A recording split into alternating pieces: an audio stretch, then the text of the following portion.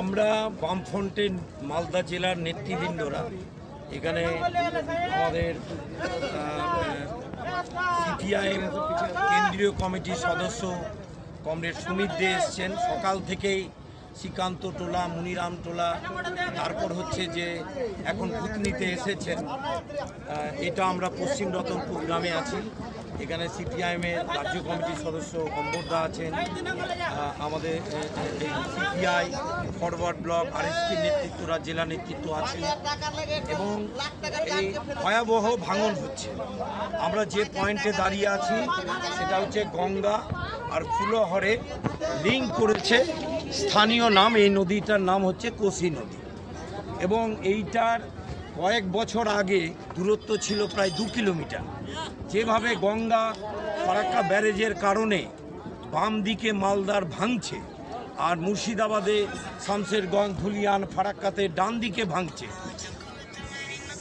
তাতে যদি মহানন্দটোলা, বিলাইমারি অস্তিত্বহীন হবে কিছুদিনের মধ্যে। এবারই 2টো বুথ চলে গেল। আর ঠিক একইভাবে এখানে এই যে বাঁধ, পুরনো বাঁধ, এটা সেই পুরনো বাঁধে ওখানে ছিল কালুটন টোলা, গ্রামটা শেষ, সব বাঁধে আছে। বাঁধে প্রায় 1,500-এর উপরে পরিবার আছে। পশ্চিম রতনপুর গ্রামকে গ্রাস করছে, কেশরপুর কলোনিকে গ্রাস করছে, বসন্ত টোলাকে গ্রাস করছে এবং সবচেয়ে ভয়াবহতার যেটা বড় বিষয় যে গঙ্গার ফুলহর যদি মিশে যায়, যেটা ইঞ্জিনিয়াররাও বলছেন, বিজ্ঞানীরা বলছেন, তারা একটা ডেডলাইন দিয়েছেন 2018 সালের মধ্যে, যে এইটা হচ্ছে লিঙ্কড হয়ে যাবে, মানে 2028 সালে লিঙ্কড হয়ে যাবে ওই ফুলহর নদীর সাথে। তখন তো ইংলিশ বাজার block, Ratua 1 block, Manikchak block, সর্বোপরি মহানন্দা দিয়ে মালদা শহর ডুববে এবং তখন মালদা মুর্শিদাবাদের মানচিত্রের চেহারাই পাল্টে যাবে। এটা স্যাটেলাইটে যারা ছবি তুলেছেন বিজ্ঞানীরা, তারা কিন্তু এই কথাটা বলছেন। এই ভয়াবহতাটা মোদি বুঝছে না। নরেন্দ্র মোদি এই গঙ্গা নদীকে ব্যবহার করে বিভিন্ন যে ব্রিজ আছে, 20,000 কোটি টাকা একটা বছরে আয় করেছে। যে টাকা দিয়ে বেনারসের সৌন্দর্যায়ন করছে, গঙ্গা নদীর পাড়ে পার্ক তৈরি করছে। আমার প্রায়োরিটিটা কি হবে? মালদা মুর্শিদাবাদকে বাঁচানো এবং সেখানে বিজেপি, নরেন্দ্র মোদি এক ডালিও মাটি ফেলেনি। যে কারণে মহানন্দটোলা, বিলাইমারিতে উত্তর মালদার সাংসদ খগেন মুর্মু গেছিলেন, তাকে মানুষ তাড়া করেছে। এখানে তো বিধায়ক সাবিত্রী মিত্র আসতেও পারবেন না, উনার যা শারীরিক কন্ডিশন আছে, ফলে উনি ওই ব্লকে আসেন, ব্লকের থেকে চলে যান। উনি জানতেনই না, ডিএম সাহেব জানতেনই না যে লস্করপুরে কালিন্দ্রি আর ফুলহর নদীর জল একেবারে বাঁধ দিয়ে, যেটাকে ওরা বলছে ওভারটপেড হয়ে যাচ্ছে। ফলে আজকে এই বিষয়গুলো এ রাজ্য সরকারও এই যে বালির বস্তা দিয়ে কাজ করছে, এদের তো দোষ নাই, কিন্তু এই বালির বস্তাতে 13.5 টাকা বিল, মানে কার্যত খরচ হয়, আর টোটালটা হচ্ছে 64 টাকা করে সরকারি বিল হয়। এই টাকাগুলো সেচমন্ত্রী সাবিনা ইয়াসমিনের ঘরে যাচ্ছে, মানস ভূঁইয়ার ঘরে যাচ্ছে। আমরা যেমন বলছি এখন শুভবুদ্ধি উদয় হলো না, টিকিট পাবে না, সেই কারণে রতুয়ার বিধায়ক সমর মুখার্জি বলছেন এই টাকাগুলো থেকে পুজোর বোনাস পায়। আমরা বলছি ভাঙনের স্থায়ী রোধে কেন্দ্র এবং রাজ্য সরকার, আমাদের যদি এমপি থাকতো, দায়িত্ব নিয়ে বলছি, 96-এ বামপন্থীরা তৎকালীন প্রধানমন্ত্রী দেবেগৌড়াকে আমাদের তৎকালীন মুখ্যমন্ত্রী জ্যোতি বসু এখানে আনিয়েছিলেন, দেখে গেছিলেন, জাতীয় বিপর্যয় ঘোষণা করেছিলেন। আর যদি বামপন্থীদের 50টা এমপি থাকতো, তাহলে আমরা এখানে দাবি করে বলছি প্রধানমন্ত্রী এখানে আসতেন। নরেন্দ্র মোদি এখানে আসবেন না কোনোদিন, বিজেপির নেতারা যতই চিৎকার করুক। আমাদের দাবি যে স্থায়ী ভাঙন রোধের জন্য কেন্দ্র রাজ্যকে যৌথভাবে পরিকল্পনা করে এগোতে হবে। দ্বিতীয়, মানুষের ত্রাণ, রতুয়ায় কিছু ত্রাণ শুনলাম 2-3টে ত্রিপল দিয়েছে, বিডিও সাহেব আসছেন, কিন্তু মানিকচকে যারা আছেন তারা একটা করে ত্রিপল পেয়েছেন 250 গ্রাম চিরা। আর বিধায়ক সাবিত্রী মিত্র বলছেন এখানে নাকি ত্রাণ পর্যাপ্ত আছে। কেন রান্না করা খাবারের ব্যবস্থা হবে না? গরু ছাগল নিয়ে মানুষ কিভাবে বাঁধে আছে প্রশাসনিক আধিকারিকরা দেখে গেছেন, এবং এখানকার বিধায়কদের কোনো টনক নড়ছে না। এখানকার মানুষের দাবি হচ্ছে, গোপালপুরের মানুষের দাবি, পারদেওনাপুরের দাবি, পুনর্বাসনের জমি দিতে হবে।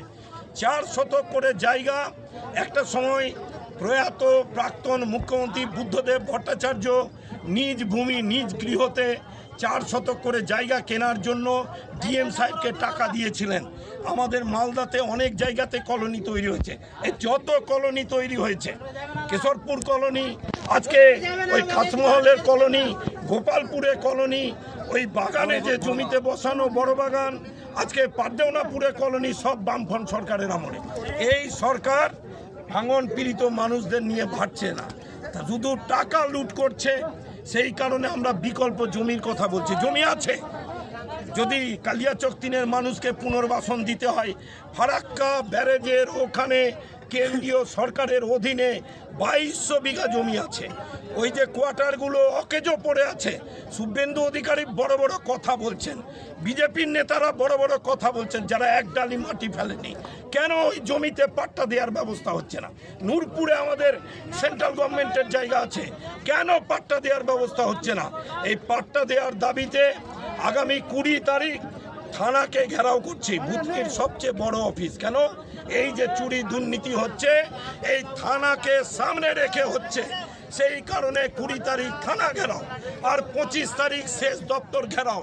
আমরা বলেছি, চেতাবলী দিচ্ছি, বাঁধ যদি ভাঙে তাহলে সাবিত্রী মিত্রকে এই জলে ডুবানো হবে, আর শেষ দপ্তরের ইঞ্জিনিয়ারদেরকে ছাড়া হবে না, জলে ডুবানো হবে। সেই লড়াই 25 তারিখে শেষ দপ্তর ঘেরাও আমাদের হবে।